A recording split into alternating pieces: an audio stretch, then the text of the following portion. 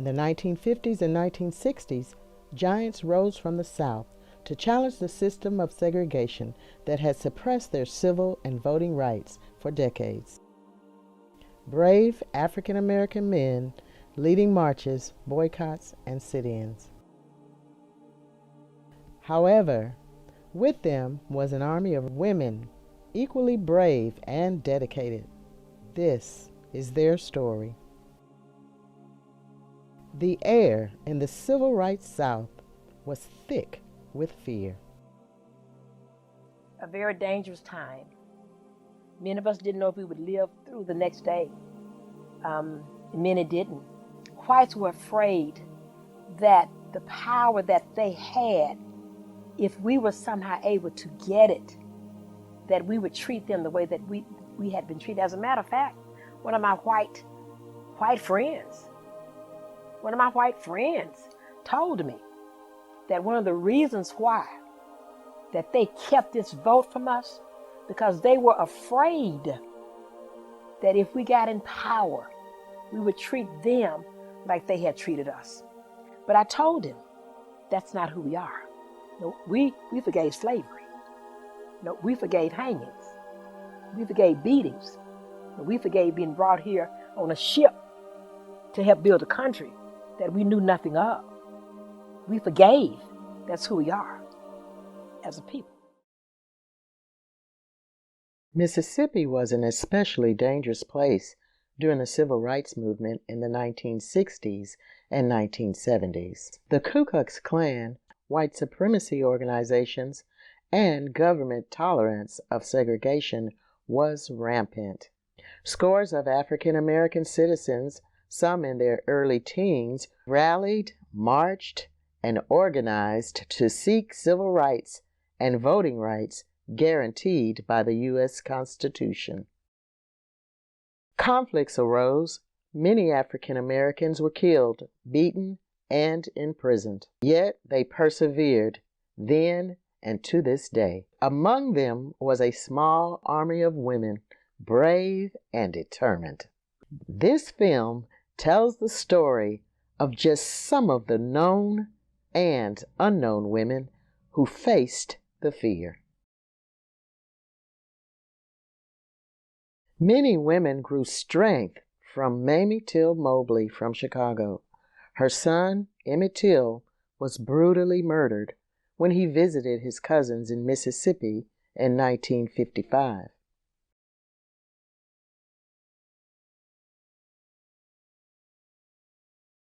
He supposedly upset a white woman whose husband and associates abducted Emmett and killed him. Emmett's funeral in his hometown of Chicago attracted thousands. His mother insisted on an open casket so the world could see what had happened to her son.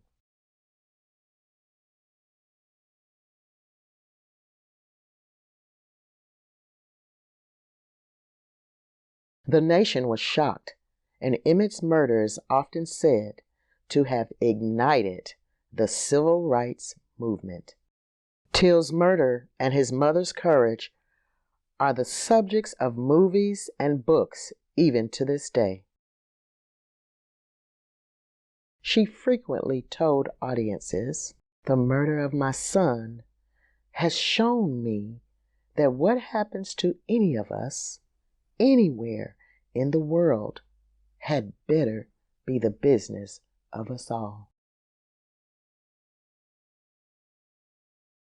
A similar killing in Mississippi is described by Phlanze Brown Wright. I had two first cousins killed in a similar way to Emmett Till, dragged to death by white Klansmen back in the country. They wanted Mother and Daddy to come to the funeral home to identify the boy that they found dead, Gene. Us kids were sitting up in the front of the parlor, and Mother and Daddy had to go back into the embalming room. And what I remember even today, the shrill of my mother screaming, just screaming, because they had to identify who these kids were.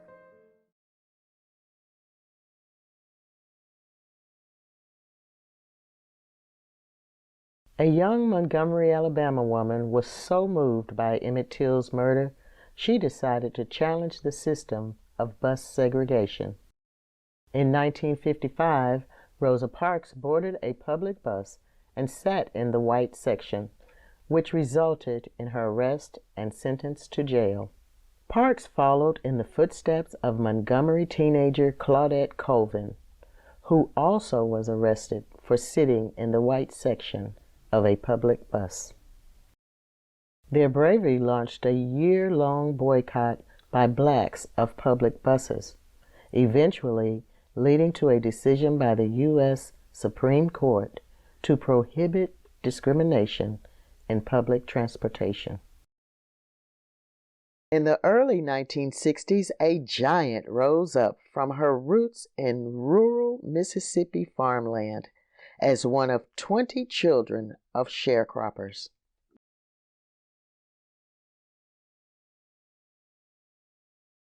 She learned early on the consequences of seeking her voting rights. I'm Mrs. Fannie Lou Hamer, and I farmed on the Marlowe plantation for 18 years. I had charge of keeping up with the time and paying off, and I went down the 31st of August to try to register. And after I had gotten back home, Mr. Marlowe told me that I would have to go down and withdraw my registration or leave because they wasn't ready for that in Mississippi. And I said, Mr. Marlowe, I'm trying to register for myself. So I had to leave that same night after I had gone down in August. And then I spent one night with Mrs. Tucker, and after about 2 days in September, they shot in the house 15 times, thinking that I was there. Yet, from humble beginnings, she rose to national prominence, even appearing before Congress, while inspiring scores of young women to walk in her footsteps.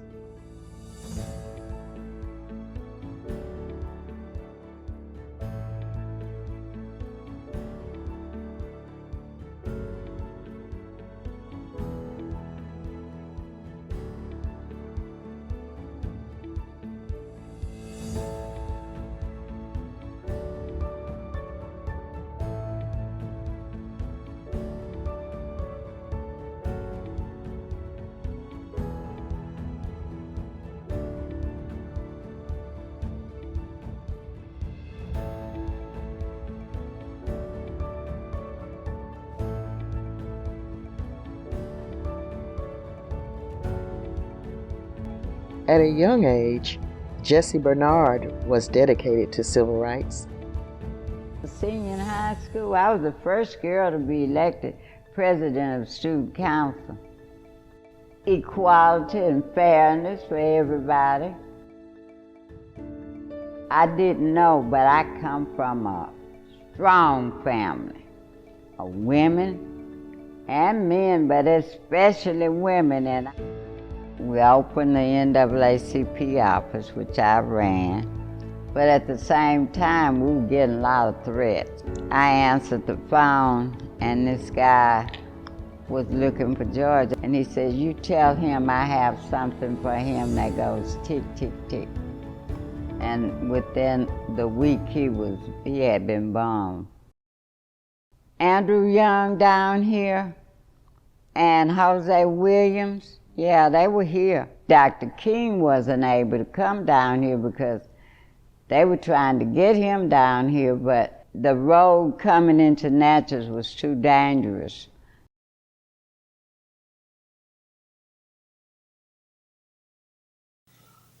It was a time of fear.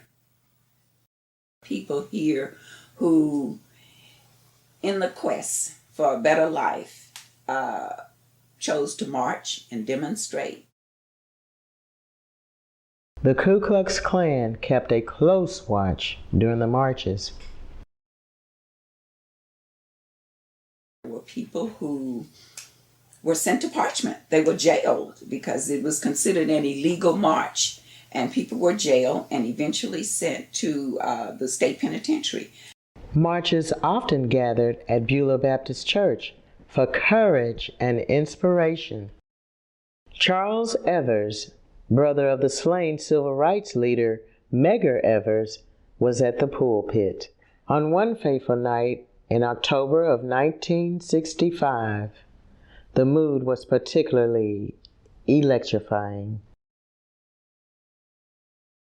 When we were at the Beulah Baptist Church, and it was like, there was like electricity in the air. When you come to like a boiling point, you say, we are going to do something today, regardless. You know, and that was, I think, the most significant thing I remember. And that was the day that we decided we were going to march. We had been told by city officials we couldn't march. And we said, we're going to march regardless. And I was excited. And they said, well, you could get arrested. Well, we used to get arrested. And they had the paddy wagons lined up. And we knew that something big was going to happen in Natchez that day. You know? Blocks away, more marchers packed into China Grove Baptist Church. Indeed, something big did happen when they left the churches.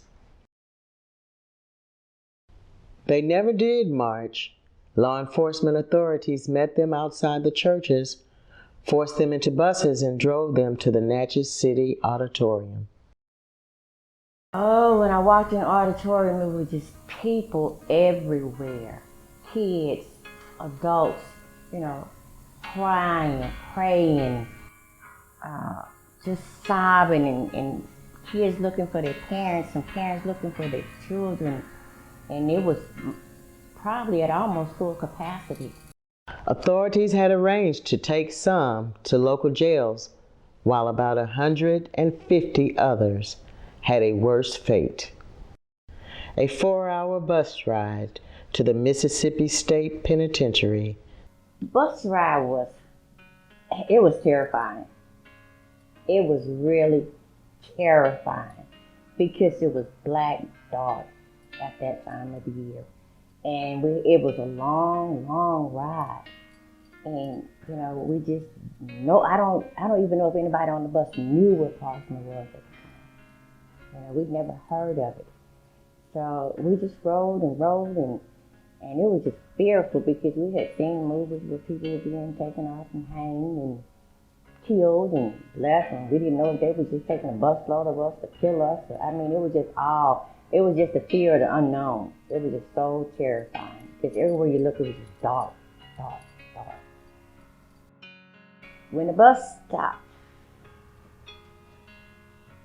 I remember we had guards. I know it was like 2 police officers, and I want to say one was a fireman, you know, in the front of the bus, just like you see on TV now.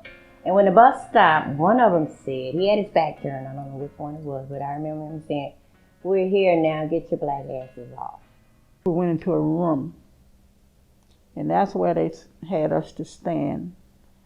And they took our jackets. Then they came with the chocolate milk. Well, it looked like chocolate milk. And someone said, "I'm not drinking that." And they say, "Oh yeah, you drinking it. You either drink it voluntarily, we will make you drink it." We drank it. Then they gathered us up and started taking us back to where the cells was. I'd say within maybe 30 minutes, we had to use the toilet, and there was one roll of toilet paper in there. In one toilet. I knew we had did nothing to be sent to Parchman Penitentiary. They didn't have any type of court hearing, a trial, or interview. They didn't even, and I'm talking about the NAACP, they didn't even interview us or anything, at least not me. However, in 2014, 3 oral historians and filmmakers discovered the Parchman survivors' story. They devoted 3 years to creating an award-winning documentary and a powerful book.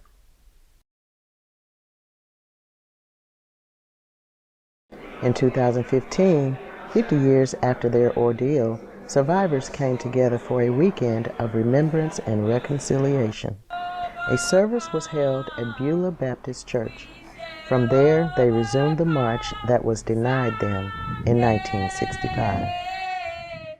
That same evening, at a banquet in their honor, the Natchez mayor read a resolution apologizing for the abuse they suffered. I think this is something that has yet to be said anywhere else in our state, and in very few places across the United States. So with that, I will read you the resolution. This is the official resolution adopted by the mayor and the Board of Aldermen. If you will bear with me and listen carefully, this is something that I think is most important and unique in the history of the struggle, in what has become to be known as the Parchman Ordeal. And whereas in that ordeal, the injustice inflicted on those citizens were the result of irrational hatred and a failure of government. In 2017, a monument was dedicated to memorialize the bravery and achievements of those who were arrested in 1965, and especially those who were forced to Parchman Prison. Hundreds attended the ceremony. Andrew Young was the keynote speaker. And we're dedicating a memorial in stone to the flesh and blood and tears and sweat and anxiety of those people who suffered in Parchman, but who never gave up and never lost their faith. We are here because of them. Dozens admired the monument, which rests on the grounds of the city auditorium, which many were housed before taken to the prison.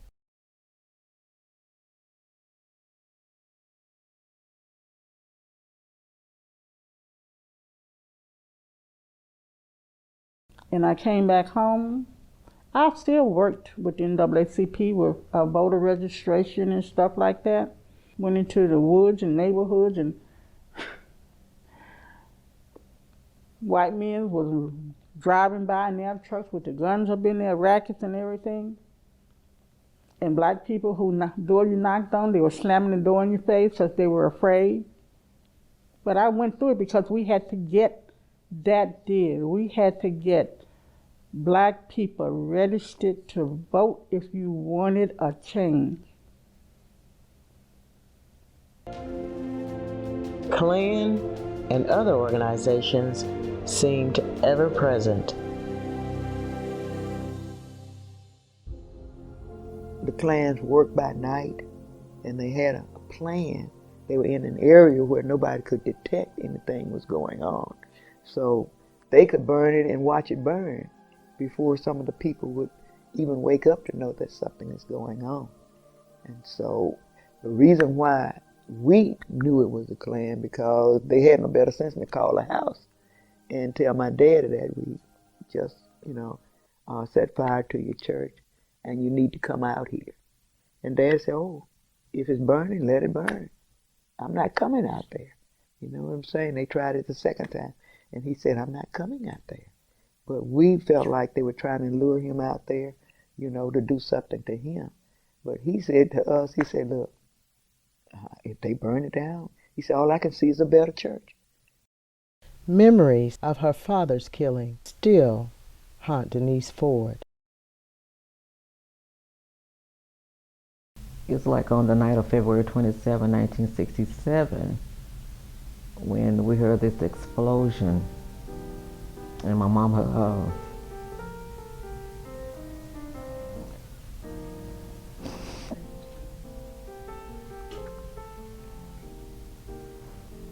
knew my dad was not going to make it home that night. And I don't like to talk about it.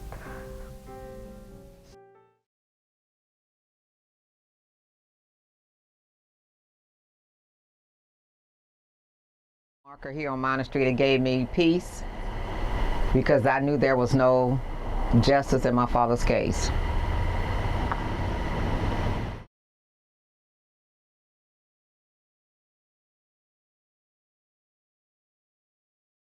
The struggle for equality often came at a hard price.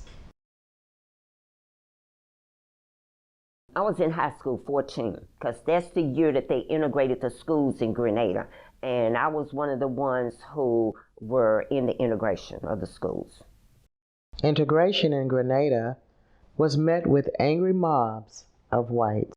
We noticed on the intercom, they calling all these names, Sally Mae, Junior John, Donald this, to come out. These were all white kids. They getting up out of your class, they going out. You wonder, where are these kids going? Only black students are left in the building. Look outside the window, there's this white mob of Ku Klux Klans and everything out there to attack us as we left the school.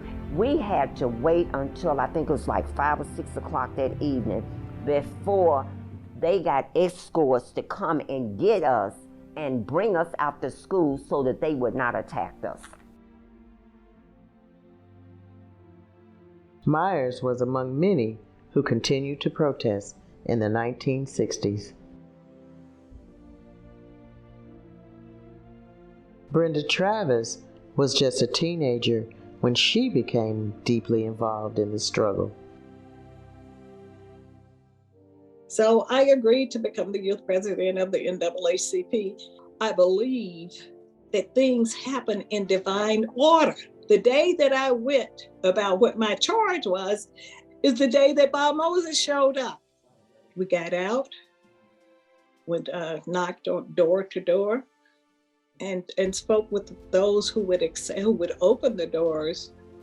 Many, they would see us coming and they would jump up and run inside and peek out the windows at us. That was painful. That was a painful experience.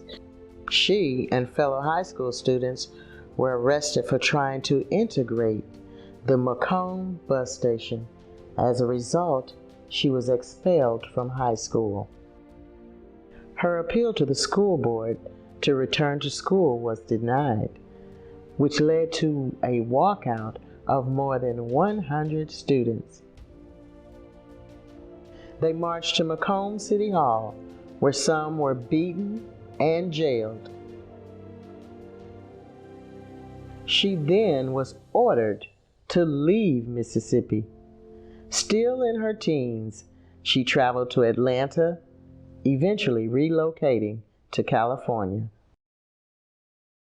The footprints that I've made in the sand, the footprints that we've made, it makes us a part of history. The women played the part in the movement. The men would not have had legs to stand on. But she kept up the struggle from afar by writing and lecturing. Geraldine Hollis, a student at Tougaloo College, was among the Tougaloo Nine who tried to integrate the Jackson Public Library in 1961.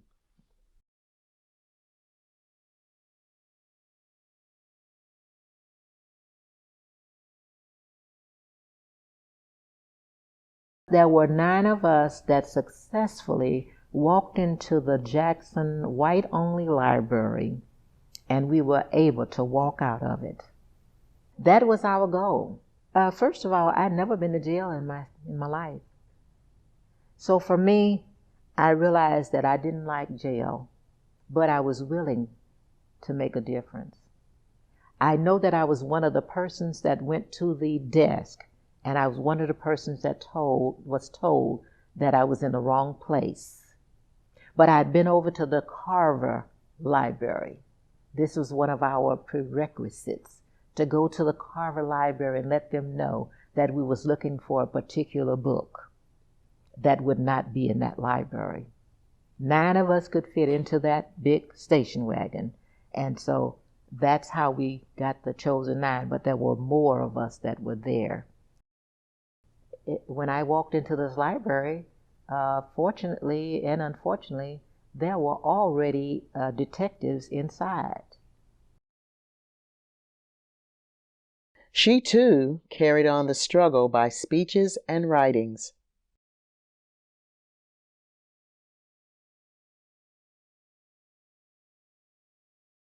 Frankie Adams Johnson was another young civil rights advocate.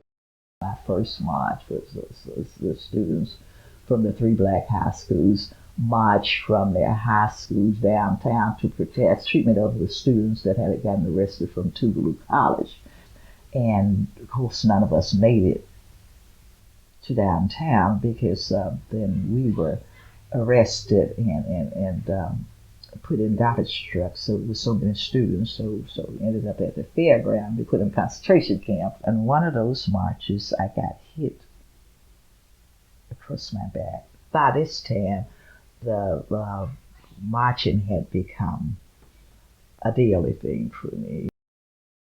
She participated in the massive March on Washington in 1963, led by Martin Luther King Jr.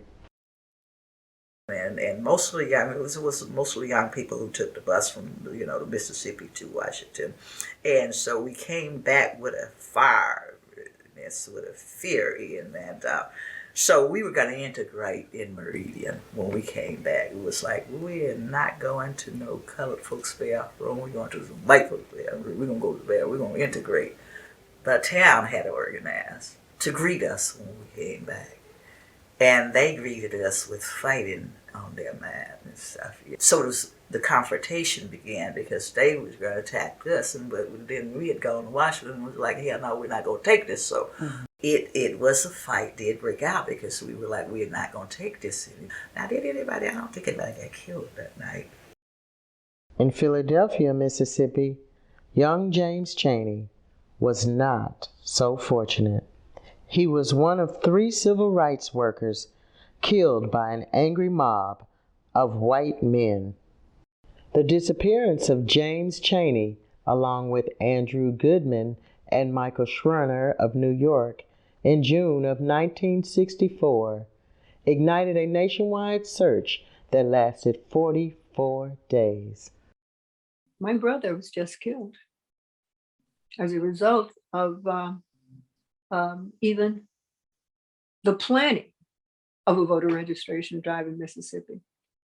And in Mississippi, I continued to stay there because of my married name, because it was not safe for me to be a Chaney.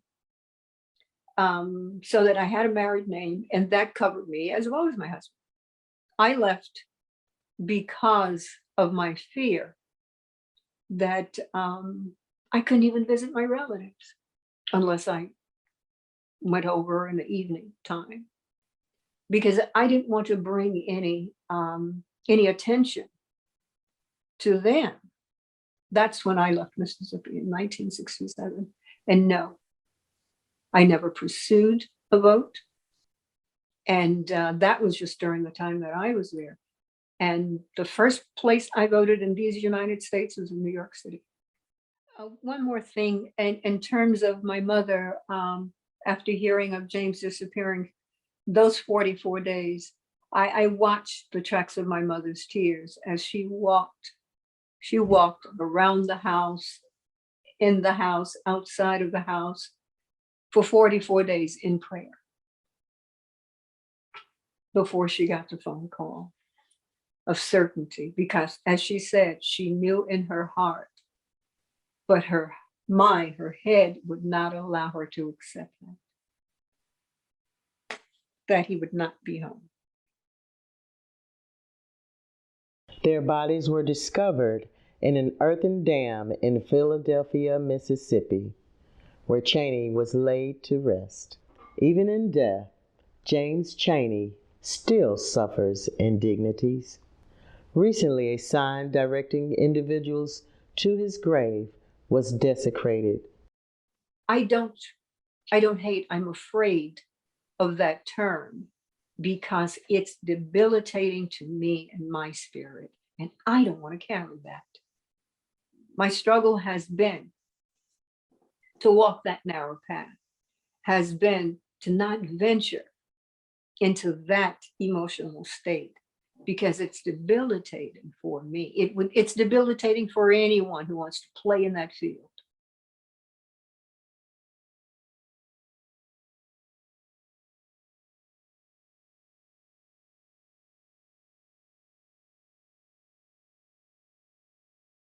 Deanna Tisdale Johnson learned at a young age about facing fear. Her parents' newspaper, the Jackson, Mississippi Advocate, was a favorite target for segregationists. Deanna Tisdale Johnson recalls her father, Charles Tisdale, who was the rock of her family. He was very passionate about the community and really about justice in general. Whether you were black or white, if you were not on the side of justice, he had a problem with that, and he would speak out and write about that. There are definitely moments that I won't forget. One in particular is that we were firebombed in 1998. So I would have been about 12 then. We lost everything. We really lost all of some of our archive photos, our newspapers, everything that was there, we lost, but we've never gone a week without publication. So the dedication that my parents showed during that time in the face of adversity, I've always admired, and aspired to have the same character in the face of adversity. She now is following in her father's footsteps. If you look at any movement in our society, black women have been at the helm. Today, I think we're more important than ever. And there's still some, underappreciation. We wouldn't have Black Lives Matter if it wasn't for black women. Flonzie Brown Wright joined the struggle when she tried to register to vote. First, she had to pass the clerk's test. And I even dressed up that day. I had on high heels and my gloves. I was dressed up, I was dressed to the nines. When I finished the test, I said, well, how did I do? Well, just very angrily. Well, you didn't pass. So I said, well, sir, real quiet. Sir, what was my mistake? He told me, he said, nigga, I told you didn't pass. You get the hell out of my office. But this is what I told him. I said, I'm going to get your job. So I ran and I won. Well, it meant, first of all, that I would have an opportunity to register people without them having to go through this questionnaire. There were times I was so afraid I did not know to be afraid. On any given day, I would come to the NAACP office and the Klan would have pushed under my door a card that said, the eyes of the Klan are upon you. And I know that many times they would sit in their trucks outside of my office, brandishing their guns. This picture, this little card, the calling card from the Klan. I would get that card about every 2 or 3 days. And even in front of my home in Canton, since they know where I lived, I would walk out and 2 or 3 truckloads of them would be in front of my door. So there were times I was afraid, but it was something that was within me, the courage that my parents had taught us to be courageous, to never fear anybody. You're as good as anybody. Those things kind of kicked in, and I didn't want to die. I did not want to be a martyr. I didn't want my children harmed, because I knew that I was on the right side of history. I knew that what I was doing was for the right reason. A room in the county courthouse is named in her honor. In Hattiesburg, Mississippi, Raylani Branch preferred to work behind the scenes to support the struggle. Didn't want to go to jail. I didn't feel that I could be successful in what I wanted to do if I was in jail. Hattiesburg was buzzing with civil rights activity.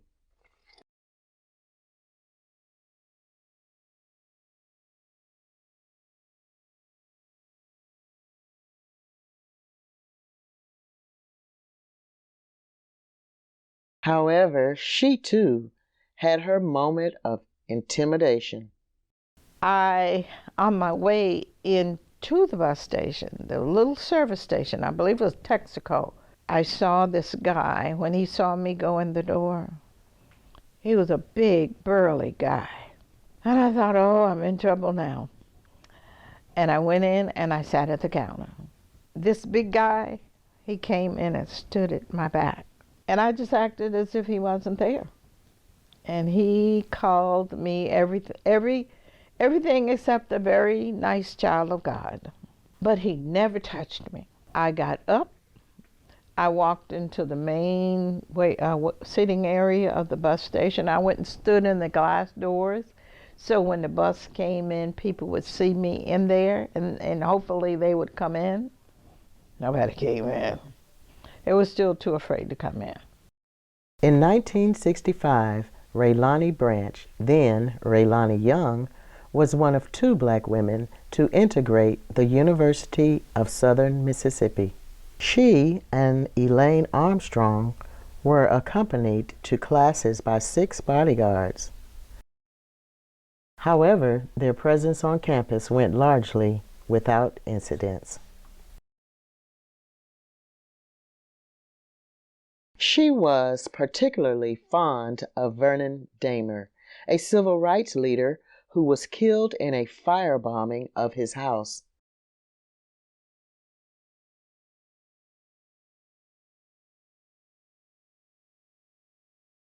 The night the Klan bombed Mr. Dahmer's home, he had given his sister 2 boxes of groceries. Told me Mr. Dahmer had sent them. So at 5:30, I said, let me call Mr. Dahmer. And the phone was busy. And I turned on the radio, and they announced it. Mr. Dahmer was very, very special to me.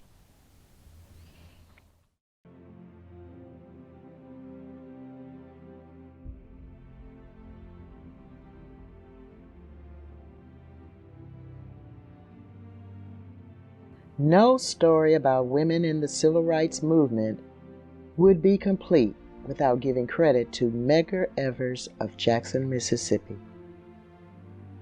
He was the field secretary of the NAACP in Mississippi.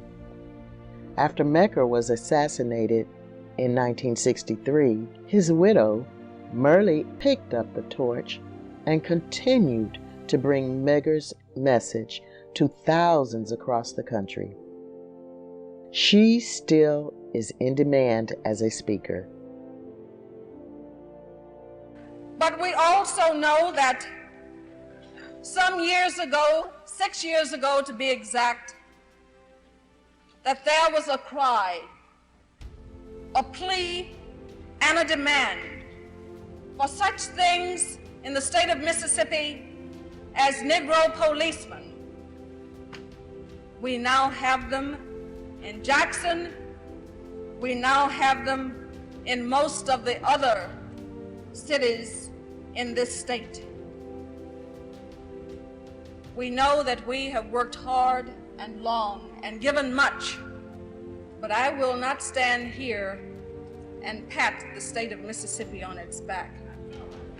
Because I say that here and in California, where I now reside, in New York, in Boston, in Memphis, in Tallahassee, all of the things that we see taking place now, all of the things that we have worked hard for, all of the things that we have died for, all of the things that we have been beaten for, were things that were ours from the beginning.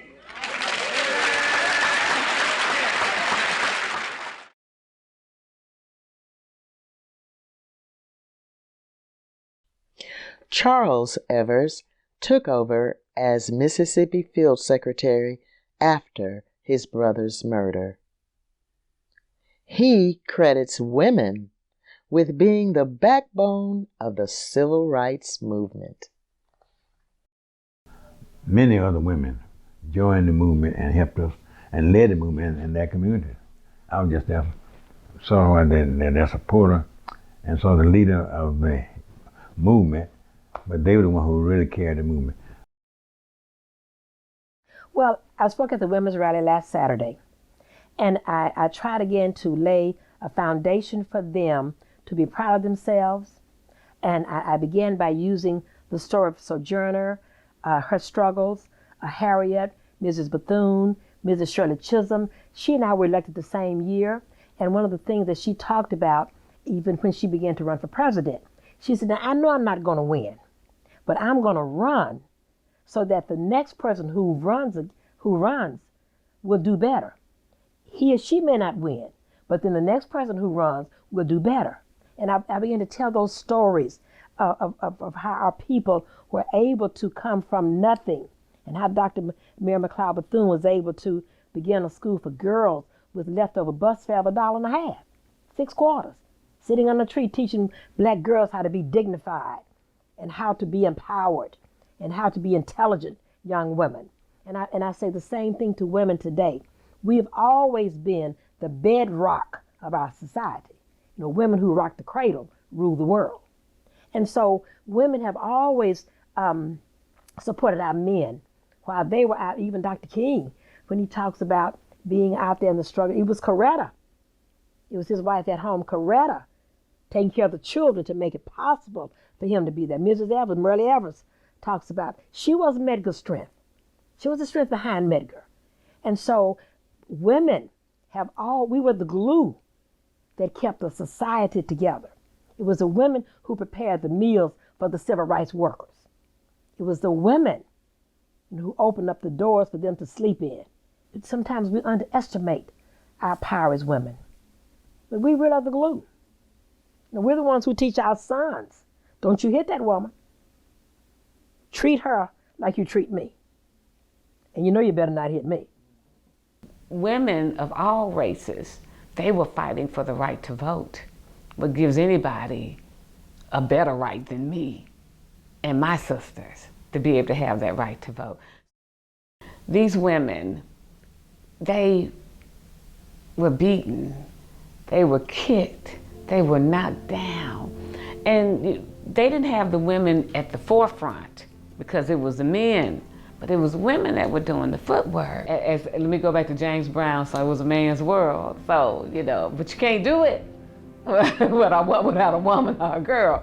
And, women were behind them.